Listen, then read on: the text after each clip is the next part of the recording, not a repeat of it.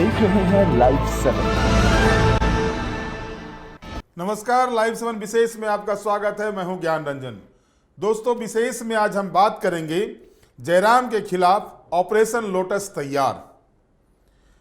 दोस्तों, विधानसभा चुनाव को लेकर के जिस तरह से भारतीय जनता पार्टी ने 15 सितंबर से ही कहें एक तरह से ऐलान कर दिया है, 15 सितंबर से ही जो है लोकसभा चुनाव का शंखनाद हो चुका और इसके बाद से लगातार कैसे घेराबंदी की जाए कि सत्ता में वापसी वो कर सके, इसको लेकर के लगातार नए नए रणनीति तैयार किए जा रहे हैं। इसी रणनीति के तहत जब भारतीय जनता पार्टी के चुनाव प्रभारी शिवराज सिंह चौहान, जो केंद्रीय मंत्री हैं, साथ ही साथ पूर्व मुख्यमंत्री हैं मध्य प्रदेश के, और इसके अलावा हिमंता विश्व शर्मा जो असम के मुख्यमंत्री हैं, दोनों ने पार्टी के लोगों के साथ, वरिष्ठ पदाधिकारियों के साथ बैठक करने के बाद और जनता के बीच जाने के बाद जो बातें उनके सामने आई, उसके बाद से अलग अलग रणनीति तैयार कर रही है। रणनीति ऐसी तैयार की जा रही है कि किसी भी जगह पर विपक्ष को छेद नजर ना आए कि वो वहां सेंधमारी कर सके। और इसी कड़ी में जब भारतीय जनता पार्टी को महसूस हुआ कि महतो वोट यानी कुर्मी वोट जो है वो पहले की तुलना में भाजपा के साथ घटा है, तो इस पर भी रणनीति तैयार की गई। और रणनीति ऐसी कि जो अभी कुर्मी के नेता बने हुए हैं या कुर्मी मतदाताओं के बीच जो सबसे लोकप्रिय माने जा रहे हैं, जयराम महतो भी हलकान हैं। दोस्तों, 2024 के लोकसभा चुनाव परिणाम को अगर आप देखेंगे तो उसमें पाएंगे कि कुर्मी बहुल इलाके में भाजपा को नुकसान हुआ है। अगर जमशेदपुर संसदीय सीट को छोड़ दिया जाए तो चाहे वो चाईबासा हो, खूंटी हो, रांची हो, इवन की गिरिडीह हो, यहां पर जो है सो भाजपा को नुकसान हुआ है वोटों का। खूंटी और चाईबासा तो हाथ से ही चली गई।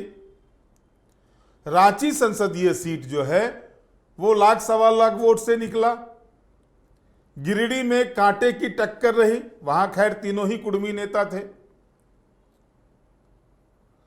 अब आप पूरे समीकरण को देखेंगे और जिस समीकरण का आकलन भारतीय जनता पार्टी के शीर्ष नेतृत्व ने किया, जो चुनाव को देख रहे हैं, चुनाव के प्रभारी हैं, जब उस गणित को उन्होंने समझा, उस अरिथमेटिक को जब उन्होंने समझा कि जमशेदपुर में विद्युत वरण महतो कैंडिडेट थे, महतो जात से आते हैं, कुर्मी जात से आते हैं वो, और उनके फेवर में वोट मिला और उनके जीत का मार्जिन बहुत अच्छा रहा। खूंटी संसदीय सीट में कुर्मी जाति का वोट भाजपा के पक्ष में नहीं गया, वहां पर हार हुई। चाईबासा सिंहभूम संसदीय क्षेत्र में कुर्मी का वोट भाजपा के फेवर में नहीं रहा, वहां पर हार हुई।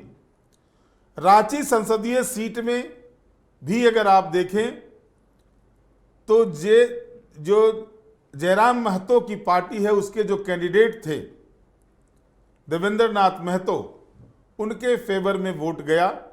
सिल्ली विधानसभा हो या ईचागढ़ विधानसभा हो, जहां पर की आबादी, कुर्मी जाति की आबादी बहुतायत में है, यहां पर देखा गया कि यहां पर भाजपा को वोट में नुकसान हुआ। भले भाजपा लीड कर गई दोनों ही विधानसभा चुनाव में, विधानसभा सीटों पर, और जो बातें भारतीय जनता पार्टी के नेताओं के द्वारा उस समय या खुद जो कैंडिडेट थे उनके द्वारा कहा जा रहा था कि सिल्ली और ईचागढ़ में 1.5 लाख से ज्यादा वोटों से लीड लेंगे, तो उनका ओवरऑल लीड जो लोकसभा चुनाव में था वो 1.25 लाख के करीब में आके सिमट गया। यानी यहां भी कुर्मी मतदाताओं की नाराजगी भाजपा को झेलनी पड़ी। गिरिडीह संसदीय क्षेत्र में देखेंगे आप तो तीनों ही कैंडिडेट, चाहे वो आजसू पार्टी के कैंडिडेट चंद्रप्रकाश चौधरी हो, झारखंड मुक्ति मोर्चा के कैंडिडेट मथुरा प्रसाद महतो हो या फिर खुद जयराम महतो हो, तीनों ही कुर्मी जात से आते हैं और यहां पर कांटे की टक्कर हुई। चुनाव चंद्र प्रकाश चौधरी जरूर जीते और जाहिर है कि भाजपा की जो परंपरागत वोट थी उसके बूते ही चंद्र प्रकाश चौधरी वहां से चुनाव जीते, नहीं तो डुमरी और गोमिया में जो हालत खराब कर रखी थी जयराम महतो ने उनकी, वो चुनाव परिणाम ही बता रहे हैं। हजारीबाग संसदीय क्षेत्र में भी कुर्मी मतदाताओं की बहुतायत है। वहां पर भी आप देखेंगे रामगढ़ और मांडू विधानसभा क्षेत्र में जो कुर्मी बहुल एरिया पड़ता है, वहां पर भी JLK जो अभी JLK में जो JBKSS था पहले, उसके कैंडिडेट संजय मेहता को अच्छे खासे वोट मिले थे। तो अब आप इसको इस तरह से समझें कि कुर्मी बहुल इलाके में भाजपा ने जो सर्वे कराया या भाजपा का जो इंटरनल सर्वे चला, उसमें यह पाया गया कि भाजपा को इस बार जो 2024 के लोकसभा चुनाव हुए, उस लोकसभा चुनाव में कुर्मी मतदाताओं का रुझान भाजपा के प्रति पहले की तुलना में काफी घटा है।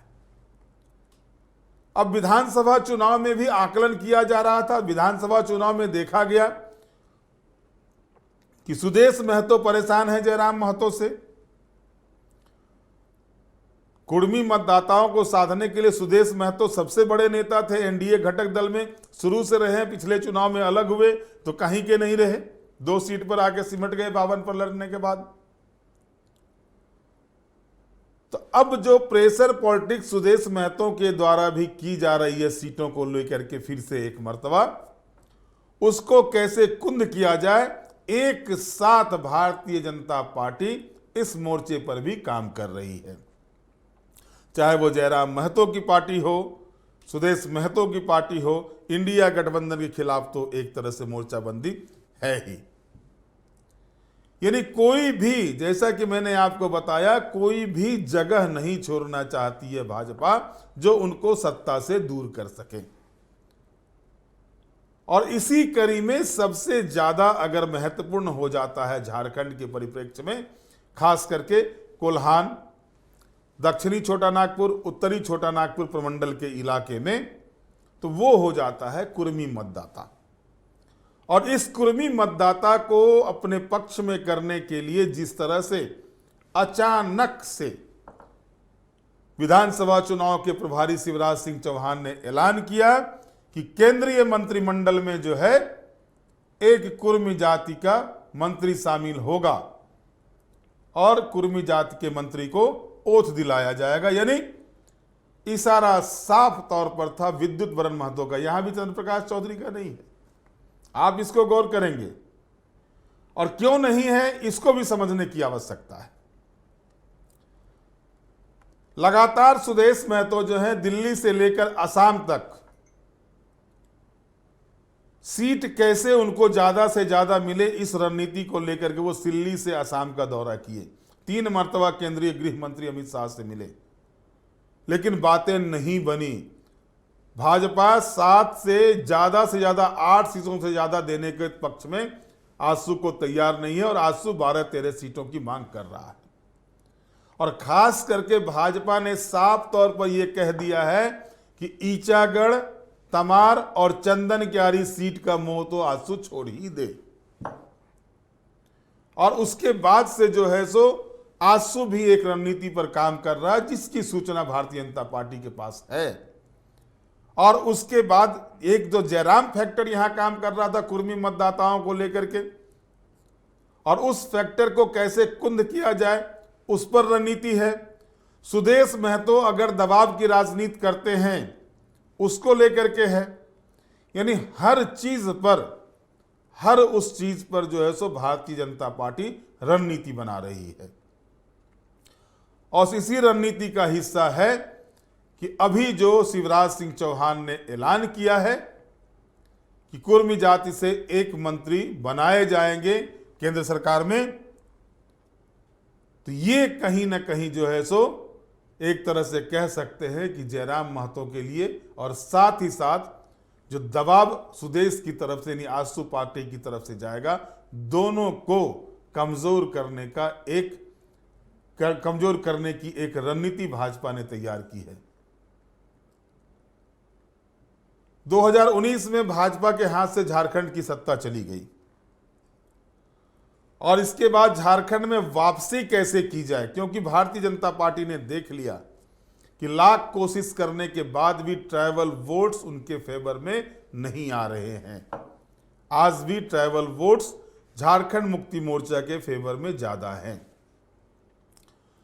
और पिछले 1.5 महीने से जो लगातार चुनाव प्रभारी, सह चुनाव प्रभारी लक्ष्मीकांत वाजपेयी जी जो प्रभारी हैं, करमवीर सिंह, बाबूलाल मरांडी, अर्जुन मुंडा, अब तो चंपई सोरेन, लॉबिन हेम्ब्रेम, सीता सोरेन, गीता कोड़ा, मधु कोड़ा, सभी लोग जो लगातार क्षेत्रवार काम कर रहे हैं और जो परिवर्तन रैली के माध्यम से पूरे प्रदेश को भारतीय जनता पार्टी के द्वारा रौंदा जा रहा है और लगातार केंद्रीय मंत्री हो, चाहे वो अन्नपूर्णा देवी हो, लगातार वो भी गिरिडीह संसदीय क्षेत्र और कोडरमा संसदीय क्षेत्र में लगातार परिवर्तन रैली के साथ चल रही हैं। जो डिप्टी सीएम हैं उत्तर प्रदेश के मौर्य जी, केशव प्रसाद मौर्य जी, वो भी कार्यक्रम में शामिल हुए हैं और कल ही जेपी नड्डा जो पार्टी के राष्ट्रीय अध्यक्ष हैं, खूंटी में परिवर्तन रैली को संबोधित करेंगे। कोल्हान में शिवराज सिंह चौहान परिवर्तन रैली को संबोधित करेंगे। यानी हर इलाके में, हर संसदीय विधानसभा क्षेत्र में भारतीय जनता पार्टी जो है सो चुनाव घोषणा से पहले एक मर्तबा जो जनता के बीच अपनी पहुंच कायम करने में के लिए ये रैली निकाली हुई है और जो देखा जा रहा है उसमें समर्थन भाजपा को मिलता हुआ दिख रहा है। लेकिन इससे इतर जो चुनावी रणनीति होती है, चुनावी रणनीति जनता के बीच जाने की तो होती ही है, बूथ प्रबंधन की होती ही है, लेकिन रणनीति यह भी बनती है कि सीट कैसे निकाला जाए। और इसमें देखा गया भारतीय जनता पार्टी के द्वारा कि चाहे वो जमशेदपुर संसदीय क्षेत्र के अंतर्गत आने वाले 6 विधानसभा क्षेत्र हों या फिर सिंहभूम के अंतर्गत आने वाले विधानसभा क्षेत्र हों, खूंटी के अंतर्गत आने वाले विधानसभा क्षेत्र हों, रांची, गिरिडीह और हजारीबाग संसदीय क्षेत्र के अंतर्गत आने वाले विधानसभा क्षेत्र हो या फिर धनबाद संसदीय क्षेत्र के अंतर्गत आने वाले विधानसभा क्षेत्र हो, 25-26 सीटें ऐसी हैं विधानसभा की जहां पर कि कुर्मी मतदाता डिसाइडिंग फैक्टर के रूप में काम करते हैं। और इस बीच इन क्षेत्रों में देखा जा रहा था कि जिस तरह से युवाओं का उफान, युवाओं का समर्थन जयराम महतो को मिल रहा था, उससे कहीं ना कहीं भाजपा को लगा कि यह फैक्टर उन्हें चुनाव में नुकसान कर सकती है। अगर आदिवासी फैक्टर झारखंड मुक्ति मोर्चा के साथ जाता है और कुर्मी फैक्टर जो है जयराम महतो के साथ जाता है तो नुकसान देखा जाए तो एनडीए को होता दिख रहा था। और इसको ध्यान में रखकर, चूंकि एक भी ट्राइबल सांसद झारखंड से नहीं है भारतीय जनता पार्टी के, तो केंद्रीय मंत्रिमंडल में ट्राइबल को जगह नहीं मिल पाई। पिछड़ी जाति से अन्नपूर्णा देवी और संजय सेठ को बनाया गया है। जाहिर है कि उस जाति में या उस वर्ग में जो है सो भाजपा को समर्थन मिलेगा।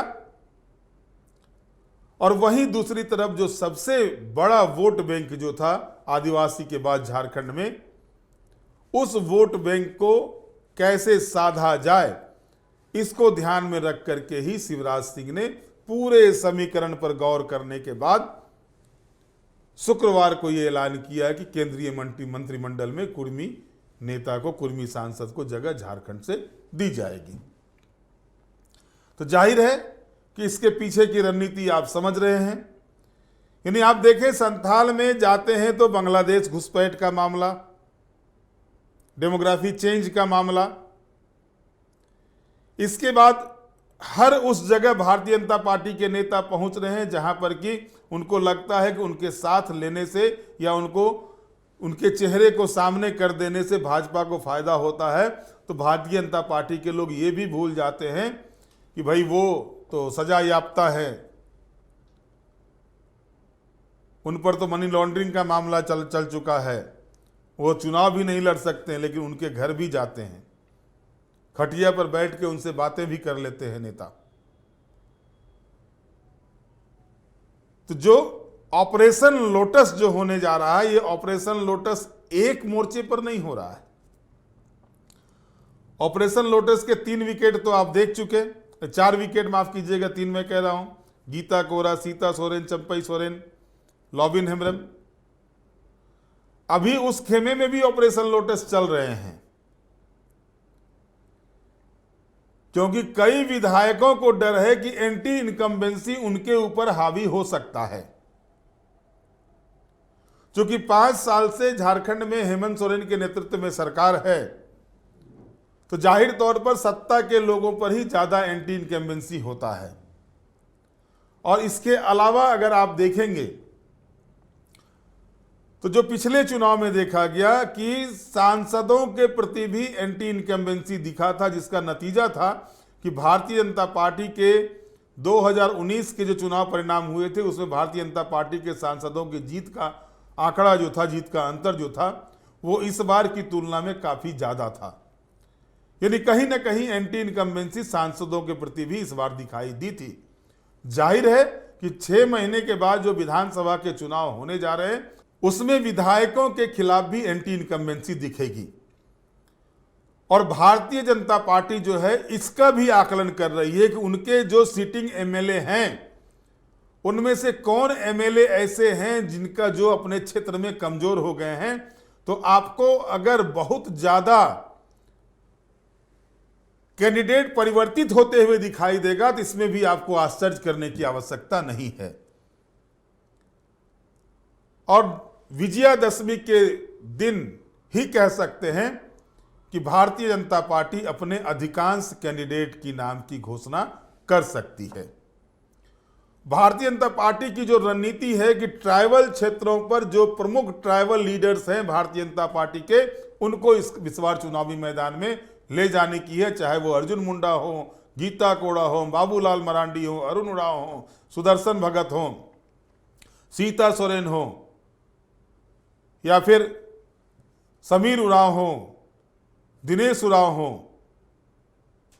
यानी पूरी तरह से मोर्चाबंदी की तैयारी है भाजपा की। और एक जो मोर्चा दिखाई दे रहा था जहां पर जयराम फैक्टर सबसे ज्यादा परेशान किए हुए था, भाजपा हो, आजसू हो या फिर अन्य राजनीतिक दल, चाहे वो झारखंड मुक्ति मोर्चा, कांग्रेस ही क्यों ना हो, उस फैक्टर को कैसे कमजोर किया जाए उसको लेकर के भाजपा ने रणनीति बना ली है। और इस रणनीति में आपको बहुत जल्द झारखंड से कैबिनेट में एक मंत्री और दिखाई देंगे। और वो मंत्री जो हैं सो, जो मेरे पास जानकारी आ रही है, जमशेदपुर के सांसद विद्युत बरन महतो होंगे। यहां भी चंद्र प्रकाश चौधरी को जगह मिलने की बात नहीं है, चंद्र प्रकाश चौधरी को जगह नहीं मिलने जा रही है। बहरहाल आज के विशेष में इतना ही। आप हमारे साथ जुड़े रहे, हमें लाइक करें, सब्सक्राइब करें। बहुत बहुत धन्यवाद। नमस्कार।